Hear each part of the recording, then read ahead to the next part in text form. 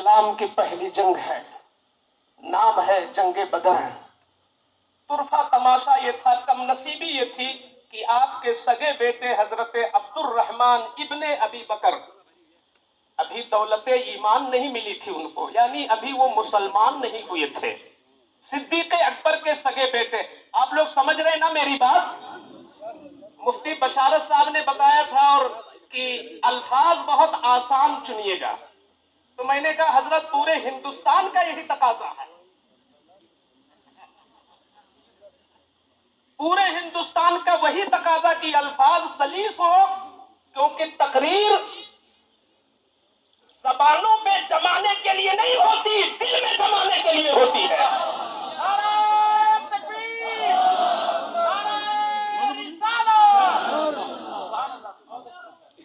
حضور کے عشق کی بات کر رہے ہیں، توجہ ادھر ادھر نہ جائے، ذکر مصطفیٰ میں دل نہ لگے تو صدیق اکبر کہتے ہیں اس مسلمان کو اپنے ایمان کی جانچ کروانا چاہیے۔ پیٹ میں درد ہو تو الٹرا ساؤنڈ کراؤ، اور محفل رسول میں دل نہ لگے تو بھی جانچ کراؤ اپنے ایمان کی۔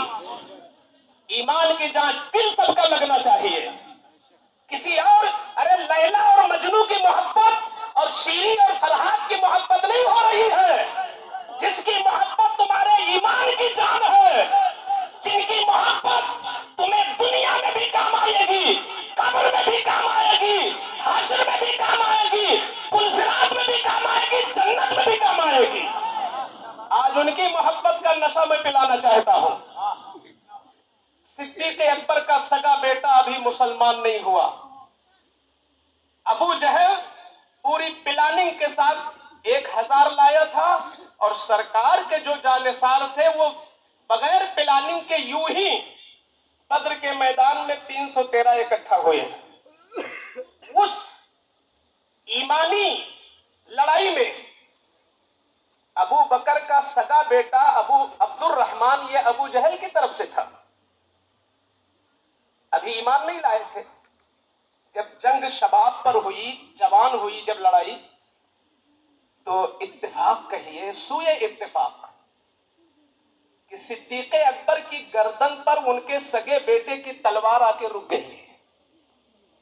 دیکھیے گا ذرا ان کا ایمان، اور دیکھیے کہ مصطفیٰ کی کیسی محبت ان کی زبان پر نہیں، نس نس میں تھی، بوند بوند میں تھی، قطرے قطرے میں تھی، بال بال میں محبت رسول تھی۔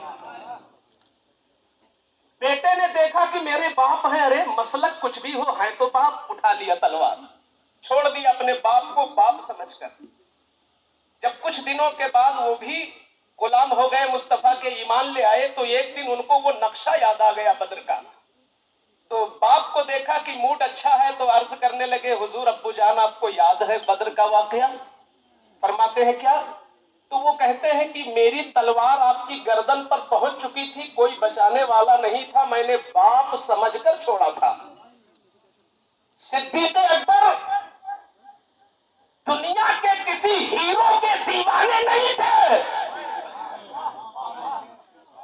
وہ رسول کونین کے دیوانے تھے۔ آپ کی رگوں میں جو رسول اللہ کے عشق کا سمندر موجزل تھا، اس میں طغیانی آئی اور بستر سے اٹھ کے کھڑے ہو گئے۔ رسول کے عشق کے نشہ میں فرماتے عبد الرحمن کیا کہا؟ تو نے باپ سمجھ کر مجھے چھوڑا تھا؟ سن لے، میری محبت کا مقام وہ ہے کہ اگر میری تلوار کہیں تیری گردن پہ پہنچی ہو